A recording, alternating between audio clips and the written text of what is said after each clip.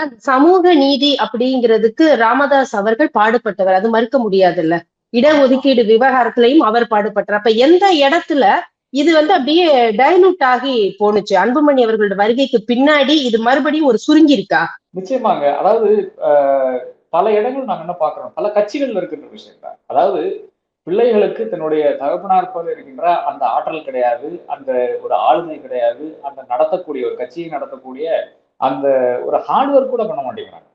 காலையில எந்த டைம்ல எழுதுறாங்கன்னு வந்து ஆரம்பித்துக் கொண்டு நைட் எப்ப படுக்கிறாங்கன்னு பார்த்தாலே போதும், நமக்கு மிக தெளிவாக தெரியும் யார் இதுக்கு கேப்பபிலிட்டி இருக்கார்கள், யார் இதுக்கு கேப்பபிலிட்டி இல்லைன்னு. நான் ஒரு கட்சியை வச்சு சொல்லவில்லை. ஏதோ தேசிய கட்சியிலிருந்து ஆரம்பிச்சு மாநில கட்சிகள் இருக்கின்றது, அனைத்து கட்சிகளுக்கும் இதே நிலைதான் இருக்கிறது.